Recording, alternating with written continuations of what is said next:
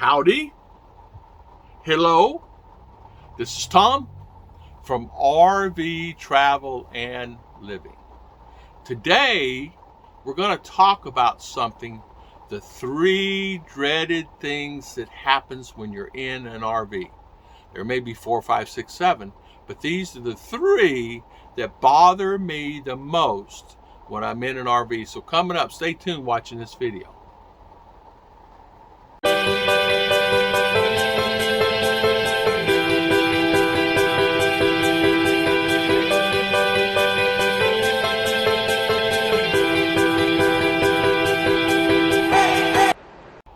Well, what are the 3 dreaded things that you're in an RV and you just cannot take it anymore?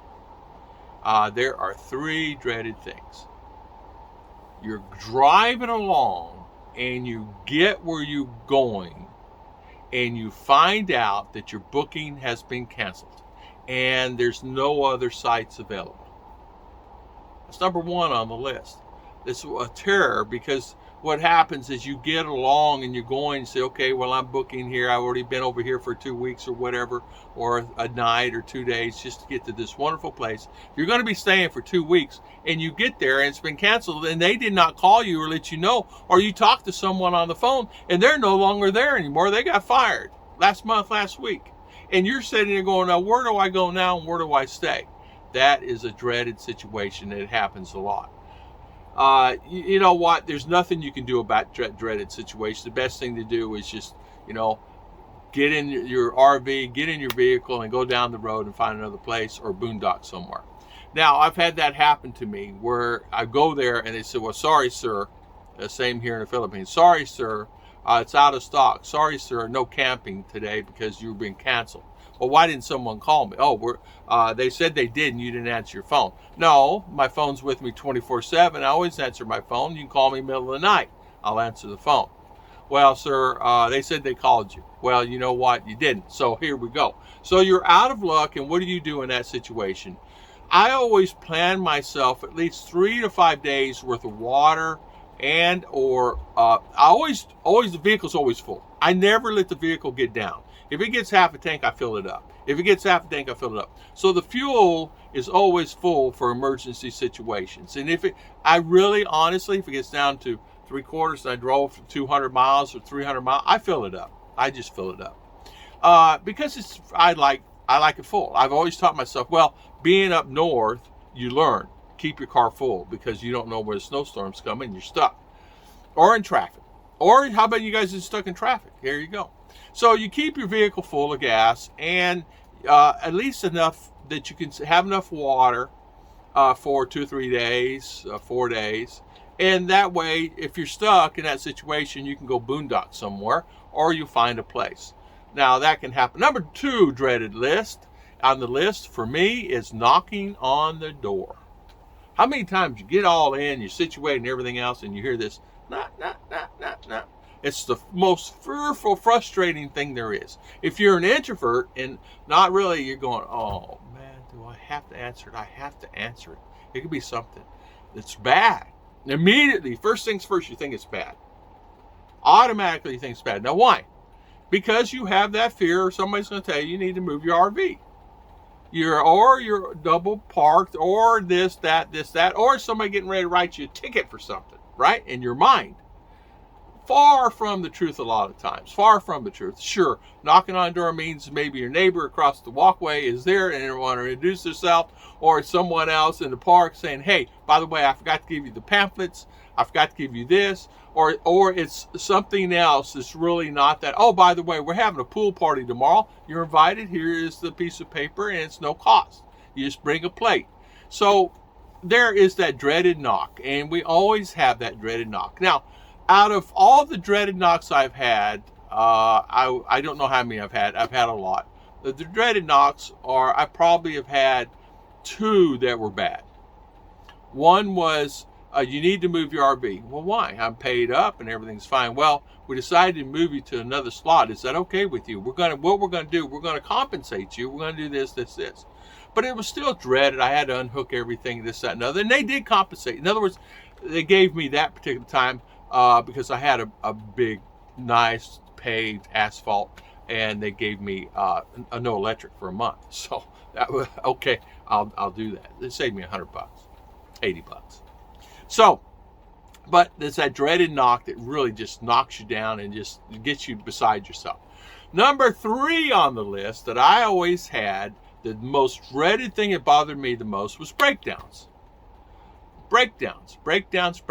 The most horrible thing to me is a breakdown. A flat tire, or your motorhome's not starting, or there's a problem with the carburetor, or there's a problem with something in it, or your awning's not coming in, or something is not working. Oh, my slide is not sliding. Well, you're supposed to leave today.